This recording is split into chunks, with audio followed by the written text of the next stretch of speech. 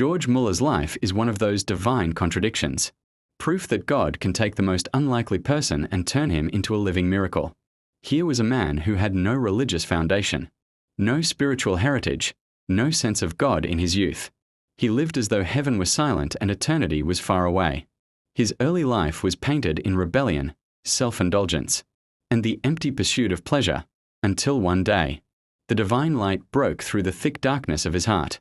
That moment was not just the turning point of a sinner. It was the birth of a testimony that would shake generations. George Müller became, in every sense, the man God made. It's easy to assume that those who do great things for God were always righteous, that they had pure beginnings or saintly upbringings. But Müller's story defies that logic. He began in sin but ended in glory. He tasted what it meant to live without God so that he could later prove to the world what it means to live entirely dependent on him. His life shows us that no one is too lost to be remade by grace, no one too broken to become a vessel of faith. The beauty of Müller's transformation was not in religion, it was in relationship. He didn't find God through tradition, but through encounter. Once he opened his heart, every avenue of his being became filled with divine life. From that moment, eternity stamped itself upon his soul. He was no longer living temporarily. He saw beyond time. He saw God. And that vision, that burning awareness of God's reality, changed everything. From then on, he would never again look to man for help. Not for money, not for favor, not even for comfort. He resolved that only God would be his source. Imagine that level of faith, to face life with all its needs, responsibilities, and daily pressures, and yet refuse to ask anyone but God. This wasn't pride. It was purity of trust. Müller understood that if God truly was who he said he was, then God could be trusted to provide for every need. He believed in the reservoirs of divine grace, overflowing, inexhaustible, and ready to be tapped through faith. What's fascinating is how Müller's life became a long experiment in prayer. He proved God for 73 years straight. Not once did he find heaven silent or empty. Every prayer became an encounter. Every need became an opportunity to see God act. He learned the secret of divine supply, that the throne of grace is never vacant. Hebrews 4 verse 16 says, "Let us therefore come boldly unto the throne of grace, that we may obtain mercy and find grace to help in time of need." Müller lived those words. He didn't just quote them. He tested them daily. Think of this. For 73 years, the man never asked a soul for money, yet cared for thousands of orphans, built multiple homes, educated countless children, and supported missionaries around the world, all through prayer alone.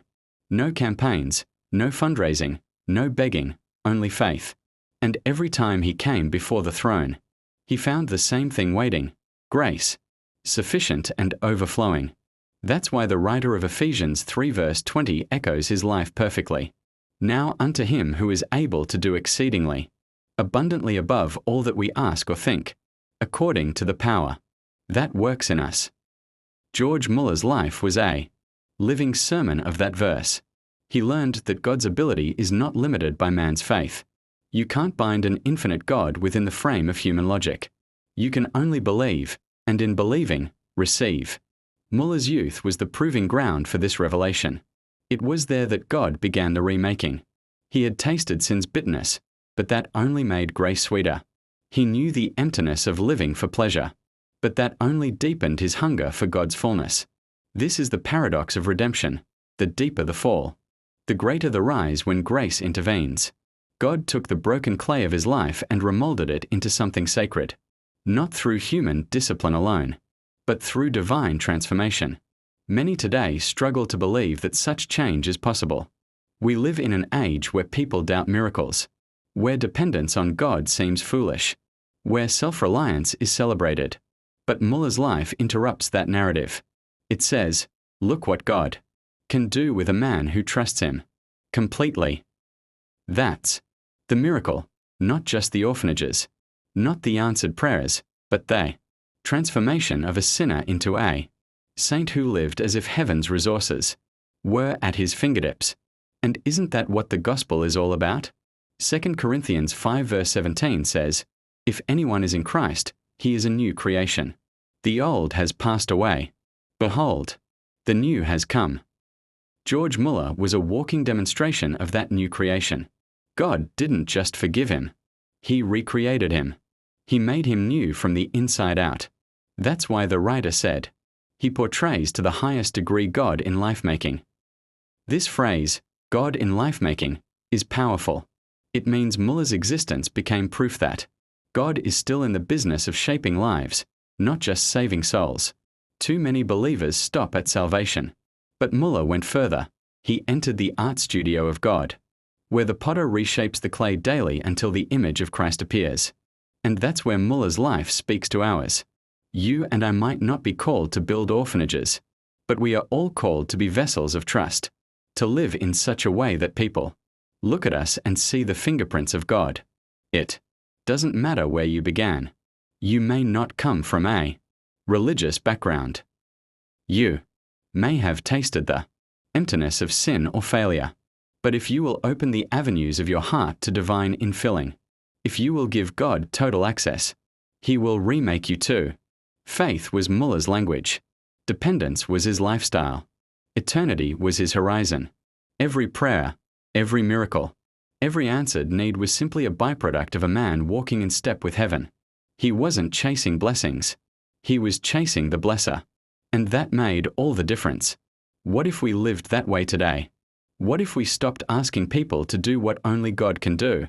What if we came boldly to the throne like Müller did, expecting, trusting, believing, not based on what we see, but on who He is? That's when heaven's reservoirs begin to flow again. That's when impossible situations turn into testimonies. That's when we, too, become men and women God made. There's a line in Müller's story that still echoes through generations. He learned not to bind God by the limits of his own faith. That means he refused to make God small just because his circumstances were. He prayed big because he believed in a big God. That's what Jesus was teaching in Mark 11 verses 22 to 24, when he said, "Have faith in God. Truly, I say to you, whoever says to this mountain, 'Be taken up and thrown into the sea,' and does not doubt in his heart but believes that what he says will come to pass, it will be done for him." Müller didn't look at the mountain and panic. He looked at God and prayed. That's what faith does. It replaces fear with focus. He dared to believe that heaven's storehouse was open to those who asked. And in that daring faith, he found God to be faithful every single time. If George Müller's youth shows us man at his worst, his manhood shows us God at his best. It's the gospel in motion, the story of a God who can take rebellion and turn it into righteousness, a wanderer and turn him into a witness, a sinner and make him a saint. His life wasn't the product of self-reformation. It was divine recreation. Today, the world still needs to see the man God made, not necessarily George Müller again, but men and women who live like he did, anchored in trust, saturated in prayer, and filled with the Spirit. We need believers who depend on God so completely that when they speak, people hear faith. When they pray, heaven responds. When they live, the world sees Jesus. You may feel unqualified or unworthy, but take courage from Müller's beginning. His transformation didn't start with perfection. It started with surrender. God doesn't need a clean vessel. He needs an available one. He can clean it, fill it, and use it for His glory. The miracle of Müller's life wasn't that he never faced need. It's that he never doubted God in his need. And that's where the secret lies. Faith doesn't mean we won't struggle. It means we'll trust God through the struggle. Faith doesn't eliminate need. It turns need into an altar where God reveals His faithfulness. So, if you've ever wondered whether God can use you, look at George Müller. If you've doubted whether prayer still works, study his life. If you've questioned whether one life of faith can make a difference, his orphanages still stand as silent witnesses that yes, God still honors those who believe. In the end, George Müller's story isn't about one extraordinary man, it's about one extraordinary God who delights in working through ordinary people. His legacy whispers to every generation. Open every avenue of your life to the divine infilling. Let God make you. Let faith define you. Let eternity guide you. because when you do, heaven will make your life a testimony too.